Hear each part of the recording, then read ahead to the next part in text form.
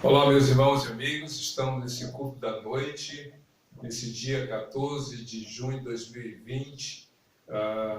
Nós estamos alegres e felizes porque nós estamos muito próximos do retorno às atividades presenciais. Havia uma expectativa para que desde o ano passado já isso pudesse acontecer, porém nós estamos respeitando as decisões que são tomadas a nível não só governamental, mas também pela própria justiça.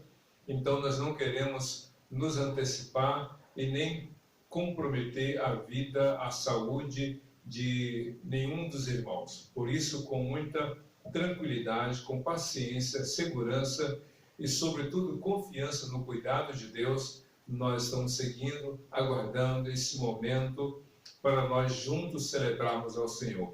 Enquanto isso não acontece, enquanto isso fica só no campo das expectativas, dos desejos e vontades, aqui estamos na continuidade desses cultos através das redes sociais para juntos louvarmos e adorarmos o Senhor.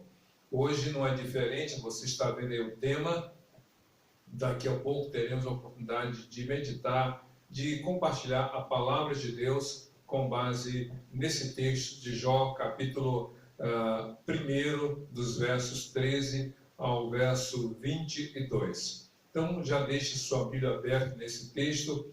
Enquanto a mensagem não chega no seu momento, você pode compartilhar, mandar um zap para alguém, compartilhar o link para que também as outras pessoas possam acessar realmente esse momento de louvor e adoração ao Senhor.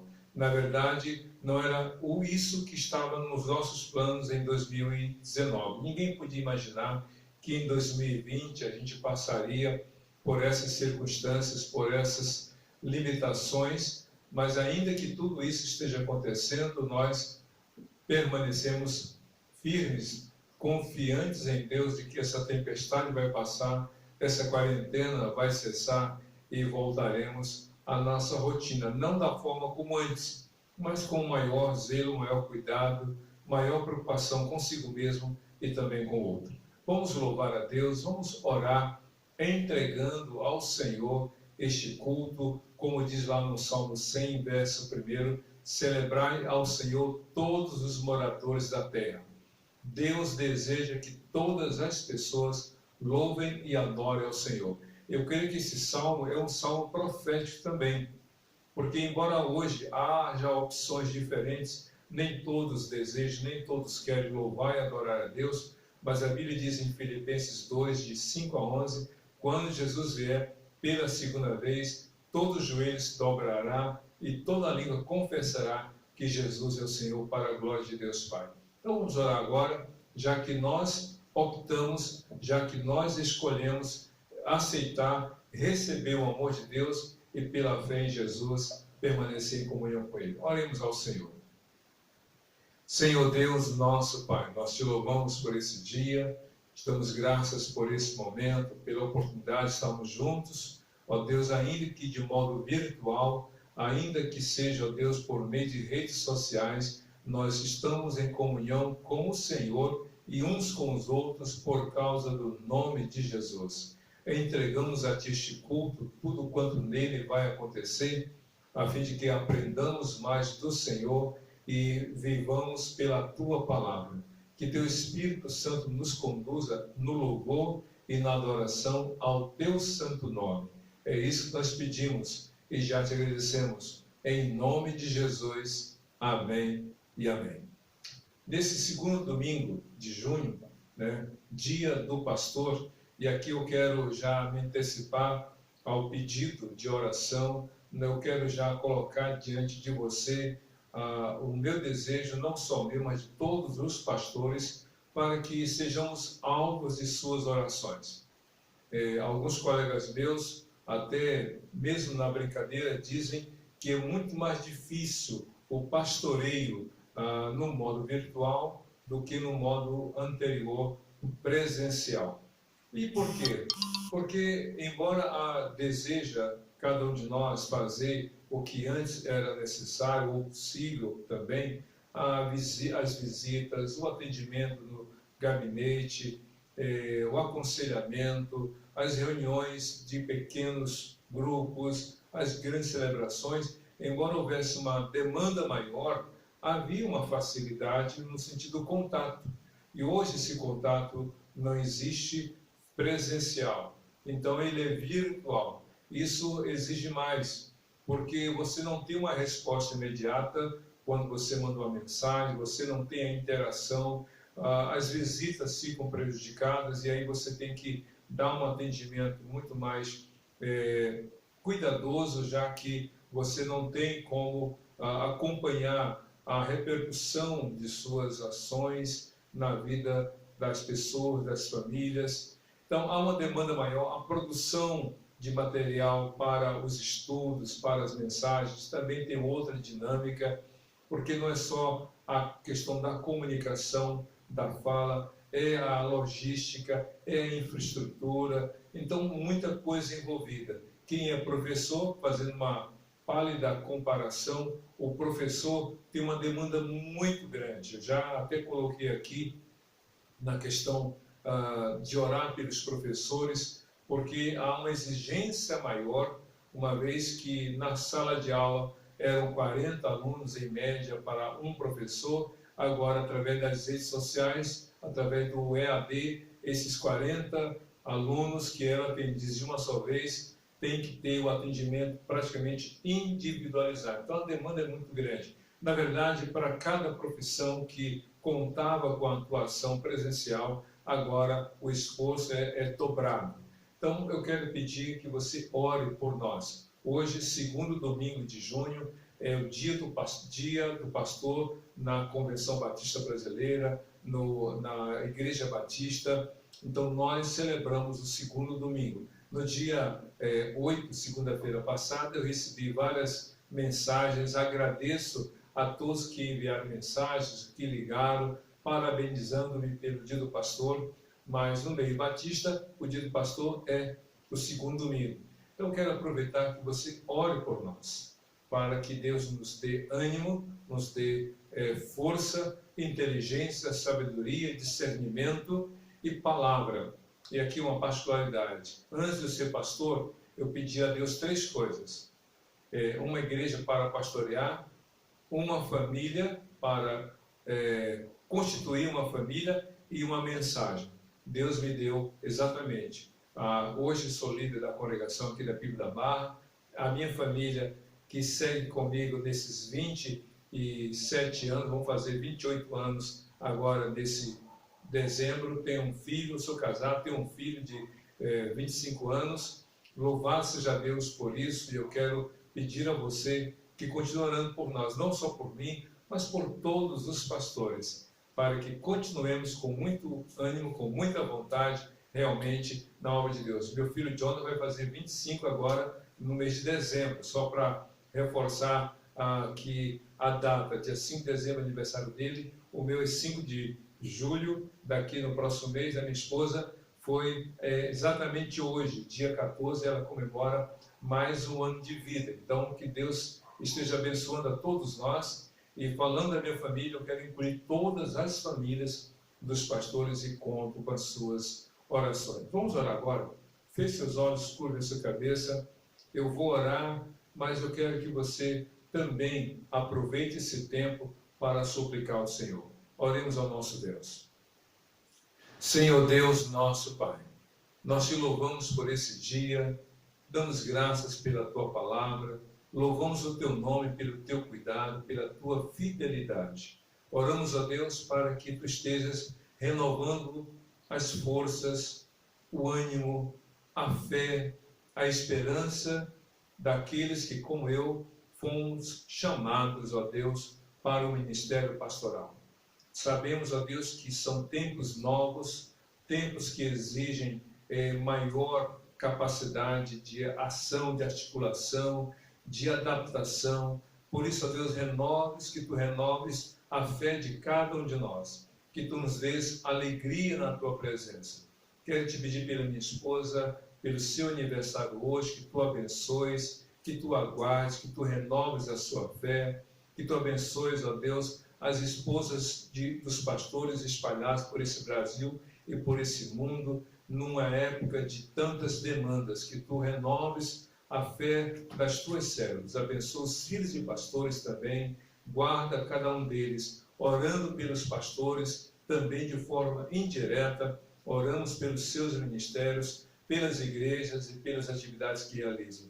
Guarda cada um de nós, que esse dia seja um dia de gratidão, dia de louvor e exaltação ao teu nome, por aquilo que tu tens feito para a glória do teu santo nome. É isso que nós pedimos e já te agradecemos, em nome de Jesus. Amém e amém. Sem dúvida alguma você tem orado e eu peço que você continue nesse clamor, nessa súplica por todos nós. Não deixe de orar pelo seu pastor, não deixe de clamar a Deus pela família dele e se coloca ao lado dele como intercessor, da família dele como intercessão, para que realmente nós tenhamos cada dia alegria em servir ao nosso Deus. Agora vamos ter uma mensagem musical e através dessa mensagem você vai estar preparando o seu coração para a palavra do Senhor. Que Deus realmente esteja cuidando de você, de mim, de todos nós. E que essa é uma mensagem que você vai ouvir, essa canção, prepare o seu coração. Até daqui a pouco. Deus te abençoe.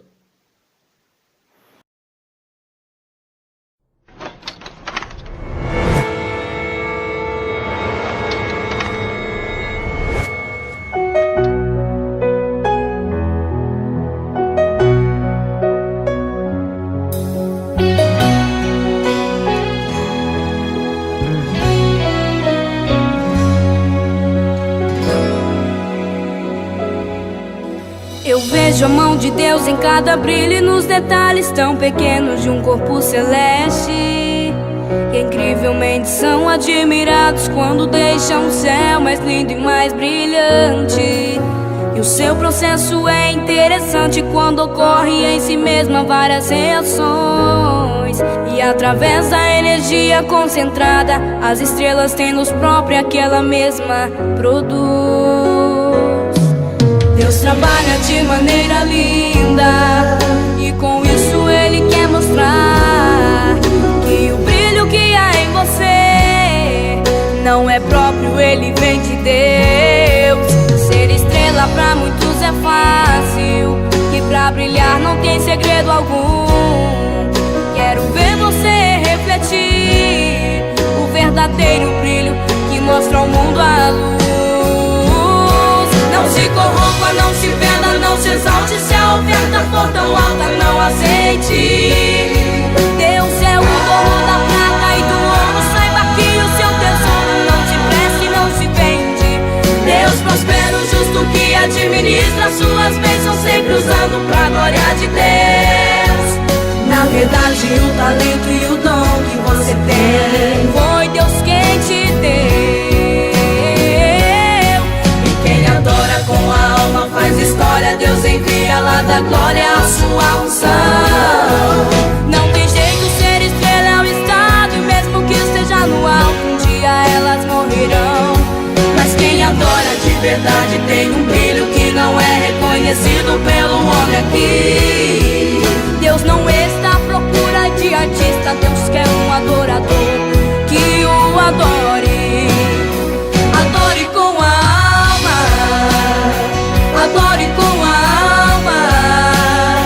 Quando você adora, o céu se abre e Deus recebe seu louvor.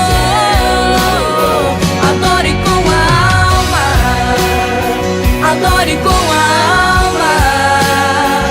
Quando você adora, o céu se abre, Deus recebe o seu louvor.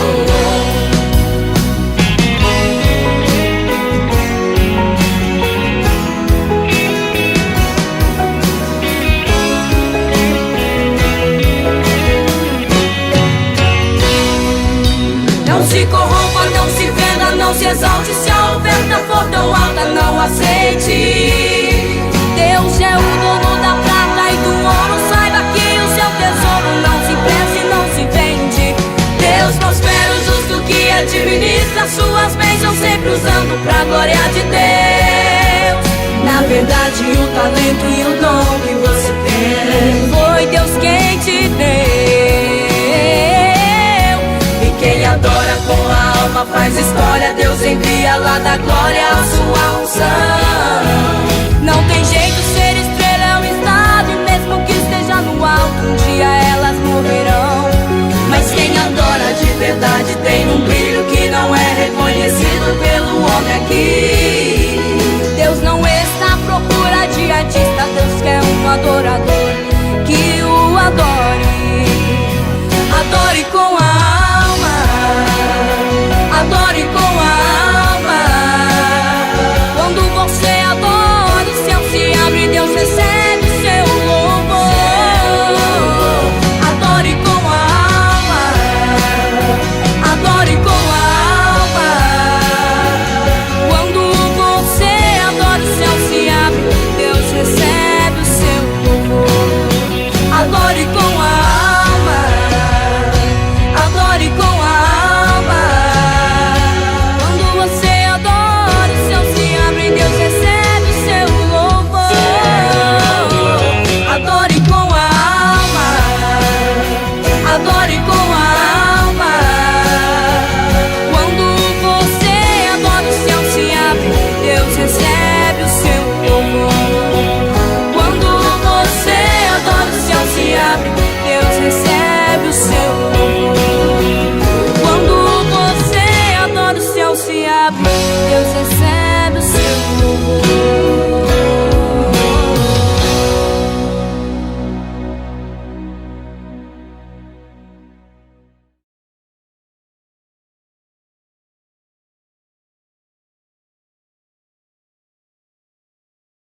Meus irmãos, que bom nós podermos compartilhar a palavra de Deus. Esta canção que você ouviu, sem dúvida alguma, trouxe ânimo para o seu coração e disposição para ouvir a palavra dele. Quero então convidá-lo a abrir sua Bíblia no livro de Jó, capítulo 1, do verso 13 ao verso 22. Diz assim a palavra de Deus: certo dia, quando os filhos e as filhas de Jó estavam num banquete, comendo e bebendo vinho na casa do irmão mais velho, um mensageiro veio a dizer a Jó: os bois estavam arando e os jumentos estavam passando por perto, quando os sabeus os atacaram e os levaram embora. Mataram a espada os empregados, e eu fui o único que escapou para lhe contar. Enquanto ainda ele estava falando, chegou outro mensageiro e disse: fogo de Deus caiu do céu e queimou totalmente as ovelhas e os empregados, e eu fui o único que escapou para lhe contar.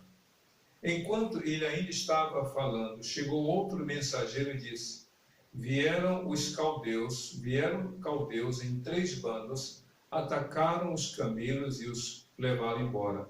Mataram a espada os empregados, e eu fui o único que escapou para lhe contar.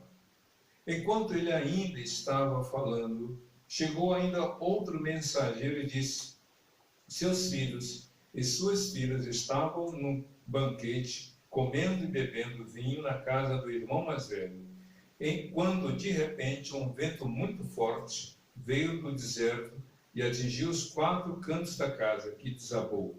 Eles morreram, e eu fui o único que escapou para lhe contar. Ao ouvir isso, Jó levantou-se, rasgou o manto e rapou a cabeça. Então prostrou-se o rosto em terra, em adoração, e disse: saí nu do ventre de minha mãe, e nu partirei. O Senhor o deu, o Senhor o levou, louvado seja o nome do Senhor. Em tudo isso, Jó não pecou e não culpou a Deus de coisa alguma. Eu não sei se você já parou para observar a narrativa desse texto, que não começa, na verdade, no verso 13, começa no verso 1. No verso 1 do capítulo 1 de Jó, há uma brevíssima descrição, uma brevíssima biografia de Jó. O texto começa dizendo assim: na terra de Uz havia um homem chamado Jó. ele era um homem íntegro e justo, temente a Deus e evitava fazer o mal. São essas as palavras que a Bíblia usa para sintetizar, resumir a vida de Jó. Ele era um homem íntegro e justo, temia a Deus e evitava o mal. Então, a Bíblia está dizendo, em outras palavras, que Jó era um homem que tinha uma relação íntima com Deus. E mais ainda, diz o texto, tinha ele 7 filhos e 3 filhas, e possuía, escute bem, 7.000 ovelhas, 3.000 camelos, e 500 juntas de boi, e 500 jumentos, e tinha muita gente ao seu serviço. Era o homem mais rico do Oriente. Então Jó era um homem que tinha uma íntima relação com Deus, que tinha uma comunhão com Deus. Era um homem que tinha uma vida ilibada, um homem íntegro, justo, correto, um homem que evitava o mal, não era só evitar o mal, mas evitava fazer o mal. E ainda diz a Bíblia, ele era casado, tinha 10 filhos, sendo 7 homens e 3 mulheres. E diz a Bíblia que ele era o homem mais rico do Oriente. Então, Jó tinha tudo para ser um homem feliz. Jó tinha tudo para dizer assim, falando diante do espelho para si mesmo: não há ninguém que tenha condições ou motivos para ser feliz como eu. Tenho uma família, tenho uma esposa, 10 filhos, tenho muitos bens, tenho muitíssimos empregados, sou o homem mais rico de todo o Oriente, mas eu também temo a Deus, sou uma pessoa íntegra e evito praticar o mal. Uma pessoa nessa condição teria razões para reclamar? Uma pessoa com essa prosperidade tinha motivos para se queixar? Uma pessoa com toda a sua quantidade de bens, inumerável talvez, tinha algum motivo para falar algo contra Deus? Claro que não. Claro que não. Realmente, Jó era alguém que eu creio que todas as pessoas, em perfeito juízo, gostariam de ser. Mas, talvez, alguns possam ter posto seu olhar sobre a vida de Jó apenas naquilo que ele tinha, e não necessariamente naquilo que ele era. Ele era rico, tinha muitos bens, era o mais próspero do Oriente, o mais rico. E talvez alguns tenham um olhar apenas para esse aspecto material. Mas a Bíblia diz que Jó tinha uma íntima relação com Deus. Diz a Bíblia que esse homem era rico, era íntegro e justo, temia a Deus e evitava praticar o mal. Só que tem um detalhe. A vida de todos nós, a sua vida, a minha vida, a vida de todos nós, não é somente observada, não é somente alvo do olhar de outros, no sentido das relações humanas. Mas o nosso olhar, ou melhor, a sua vida, a minha vida, a vida de todos nós, tem 2 pessoas que nos observam constantemente. Uma é o Criador da nossa vida, o autor da nossa vida e sustentador da nossa vida, que é o próprio Deus. Mas a outra pessoa que constantemente olha para a sua, para a minha vida, para a nossa vida, é o inimigo de nossas almas, o inimigo de Deus, e que procura matar e destruir aquilo que se constitui a obra-prima de Deus, que é o ser humano sobre a face da terra. É por essa razão, se você ler o capítulo 1 de Jó, do verso 1 ao versículo 12, você vai observar um diálogo que houve entre Deus e o diabo. A Bíblia diz que houve um momento em que os anjos se apresentaram sob a ordem de Deus para um encontro com Deus nos céus. Se vocês olharem bem, no capítulo 1 de Jó, no versículo 6, certo dia, os anjos vieram apresentar-se ao Senhor. Era ato contínuo, era comum e acontece sempre. De vez em quando Deus chama todos os anjos à sua presença, porque Ele é o Senhor absoluto, soberano nos céus e na terra. Mas diz a Bíblia no verso 6 de Jó, capítulo 1, que Satanás também se fez presente. Satanás teve acesso à presença de Deus por permissão de Deus, porque ninguém chega à presença de Deus se Deus não deseja. Pois bem, quando Satanás chegou ali, obviamente que houve um diálogo, e esse diálogo de Deus com o diabo é um diálogo que suscita muitas questões, e uma delas é pela pergunta que Deus fez. Diz assim a Bíblia: o Senhor disse a Satanás: de onde você veio? Por que Deus fez essa pergunta? Não é que Deus não soubesse a resposta, porque Ele é Deus, Ele sabe de tudo, mas a pergunta foi feita para iniciar um diálogo. Do contrário, não haveria diálogo. Deus sabe de tudo, o diabo não. O diabo não sabe de tudo, Deus sabe. Então Deus fez a pergunta, e qual foi a resposta do maligno? A resposta de Satanás foi a seguinte: de perambular pela terra e andar por ela. O diabo faz isso. A Bíblia diz em Apocalipse capítulo 12 que dia e noite ele acusa os servos do Senhor. E então Deus fez essa pergunta ou essa colocação para o diabo no versículo 8. Reparou em meu servo Jó? Não há ninguém na terra como ele, irrepreensível, íntegro, homem que teme a Deus e evita o mal. Você imagina o próprio Deus falando bem, destacando as virtudes de Jó, destacando as escolhas que Jó fez de temer ao Senhor, de viver em integridade e de evitar o mal. E diz a Bíblia, o próprio Deus: não há ninguém semelhante a ele na terra. Irrepreensível. Irrepreensível, sabe o que dizer? Não há do que se acusar. Não há uma acusação contra Jó que possa ser feita de modo legítimo. Pois bem, imagine o que Deus diria de mim, o que Deus diria de você. Imagine isso. O que Deus diria de você? O que Deus diria de mim? Porque, como eu falei, o olhar de Deus é para com todos os seres humanos. Como o maligno tenta observar a todos.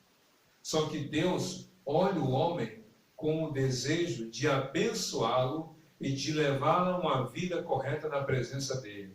O diabo, ao contrário, observa o homem com o intuito de trazer maldição, de trazer sofrimento e levar o homem a se desviar da vida com Deus. São diferenças. E então o diabo faz uma acusação. Veja só a acusação.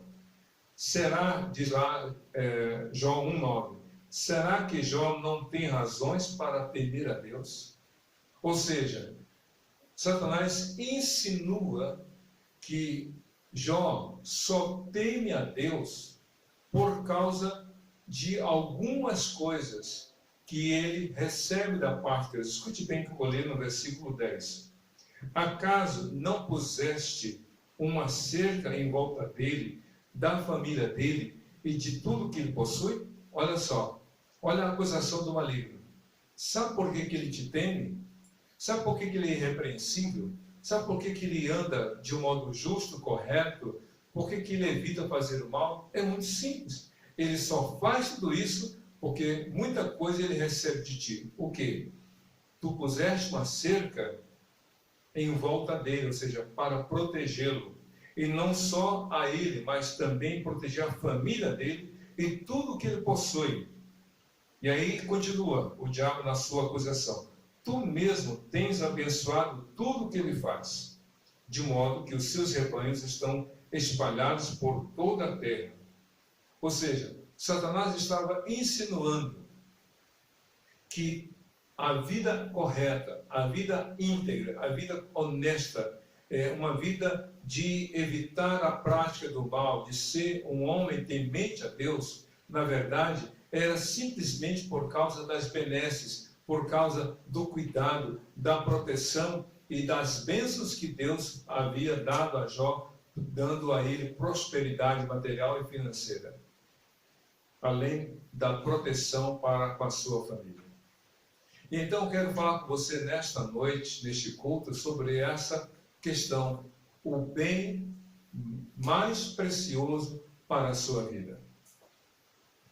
Satanás apontou sobre a vida de Jó algumas coisas que seriam a razão de ser ou a razão da fé e da dependência de Jó em relação a Deus. Satanás apontou ou quis apontar para Deus de que a fé de Jó não era verdadeira, que a sua vida de integridade era fruto de barganha, no sentido de Deus dar para que ele pudesse ser. A vida de temor a Deus, de correção de Jó, era simplesmente porque, entre aspas, Jó havia sido, de forma privilegiada, abençoado por Deus. Em outras palavras, Satanás estava colocando de que não era algo sincero o que partia do coração de Jó em relação a Deus. E aí vem a pergunta: qual era o bem mais precioso da vida de Jó? O que levou esse homem a viver uma vida de temor ao Senhor?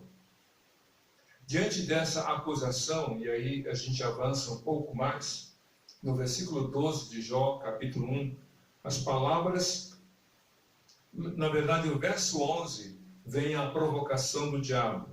Jó 1:11. Mas estende a tua mão e fere tudo o que ele tem. Escute bem. Mas estende a tua mão e fere tudo o que ele tem, e com certeza ele te amaldiçoará na tua face. Tire tudo o que ele tem. Todos os bens que ele possui. Toda a riqueza que ele possui. Tudo aquilo que ele conquistou. Tudo aquilo que realmente ele tem na mão dele. Tire tudo. E ele vai te amaldiçoar na tua face, propôs o diabo para Deus. E aí que diz a Bíblia, no verso 12, a palavra do Senhor.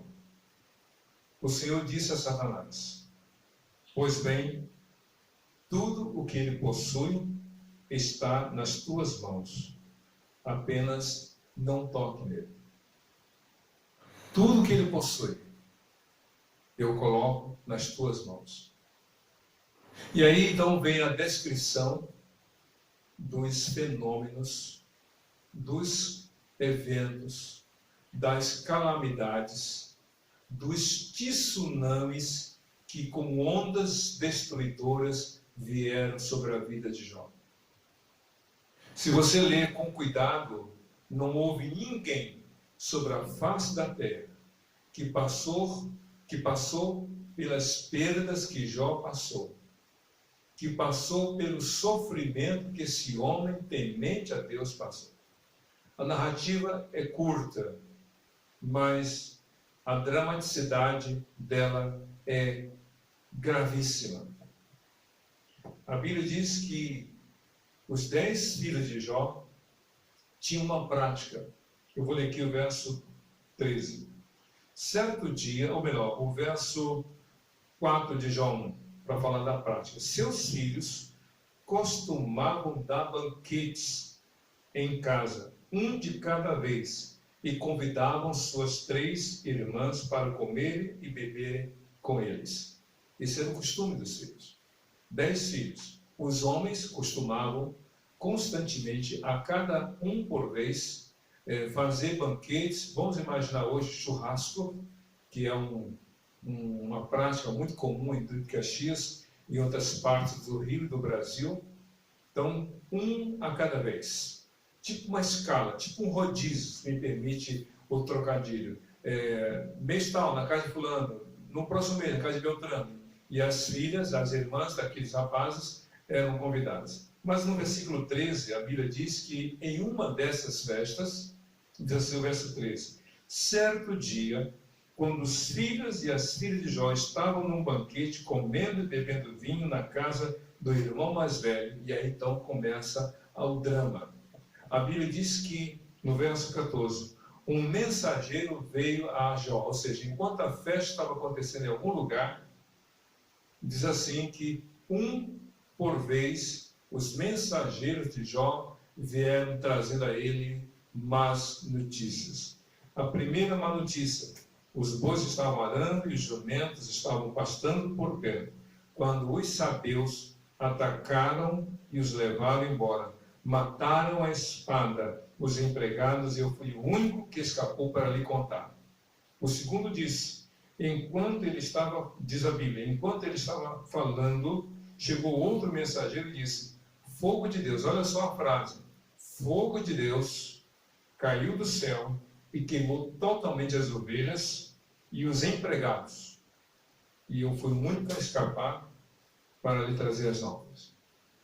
Veio outro que disse, vieram caldeus em 3 bandos, atacaram os camelos e os levaram embora, mataram a espada os empregados, e eu fui o único que escapei, ou que escapou para lhe contar. E por fim veio realmente o drama maior.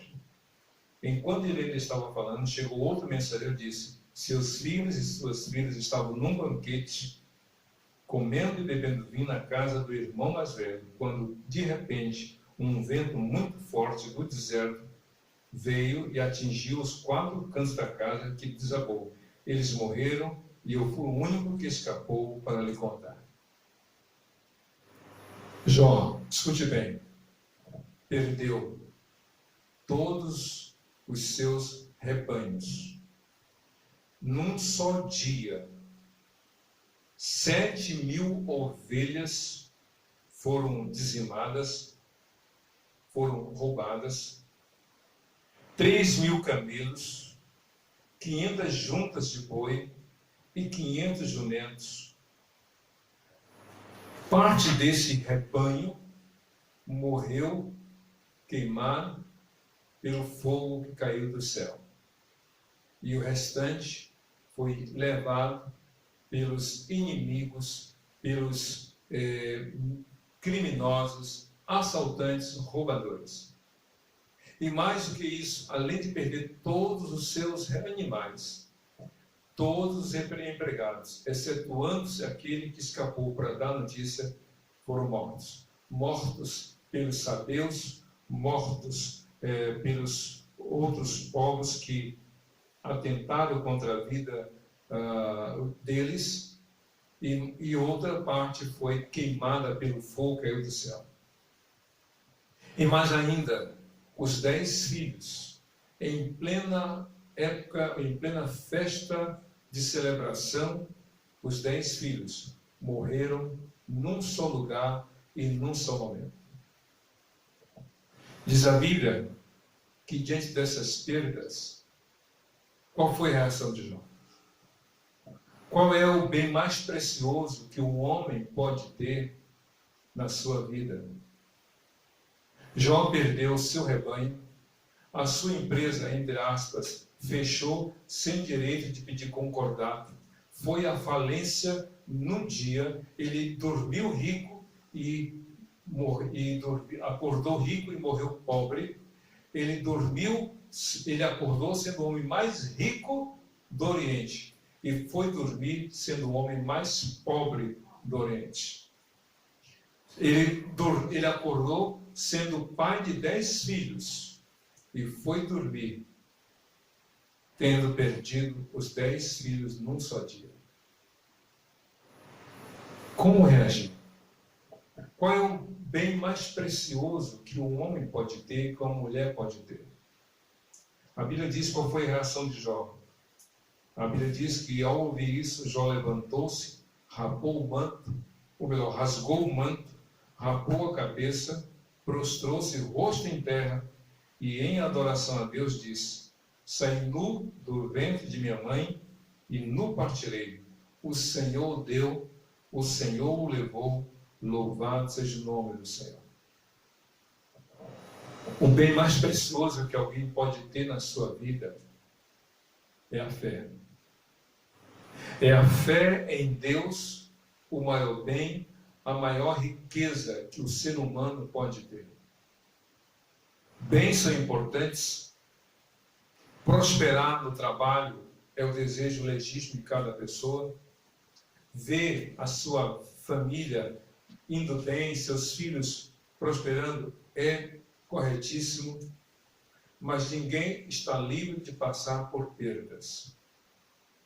Ninguém está livre de padecer. Ninguém está livre de sofrer. Por isso que essa mensagem para você nesse dia, ou nesses dias de pandemia, de Covid-19, de sofrimento, de incertezas quanto ao futuro, que você, embora já tenha perdido algumas coisas consideradas aos olhos do mundo muito preciosas, não perca a sua fé. Jó perdeu tudo, humanamente, materialmente falando, menos a fé no Senhor.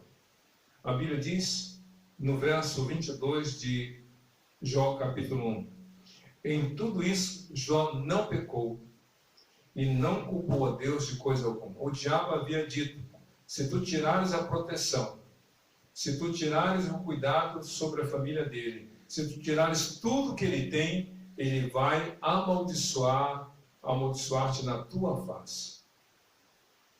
Porque na mente e no coração do diabo, o homem só crê em Deus por interesse. O homem só confia em Deus por causa de bens materiais, de algo que receba de Deus. Mas a Bíblia nos ensina que a fé em Deus é o bem maior. A fé em Jesus é a maior riqueza que o homem pode ter. Em 1 João capítulo 5, o apóstolo João diz nos primeiros versículos, e esta é a vitória que vence o mundo, a nossa fé. É a sua fé em Jesus, meu querido. Você pode conseguir um novo emprego, se assim for a vontade de Deus. Você pode recuperar a sua saúde. Você pode recuperar um bem que o perdeu ou substituí-lo por outro. Mas a fé, uma vez perdida, uma fé uma vez abandonada, a fé uma vez preterida por causa de coisas, como resgatar? Como renovar? Como restaurar? Então você precisa pedir ao Senhor nesta noite, Senhor, eu já passei por muitas perdas, eu já tive muitas coisas e hoje tenho um pouco delas, mas eu não quero abrir mão da minha fé. Ou talvez você nem sequer possa ter a segurança de dizer que um dia creu. Na verdade, hoje você pode estar querendo dizer para Deus, eu quero crer em Ti. Eu já pedi carro, já pedi carteira, já pedi relógio, já perdi as contas de quantos celulares já me foram roubados, mas eu quero hoje a fé como bem maior do Senhor para a minha vida.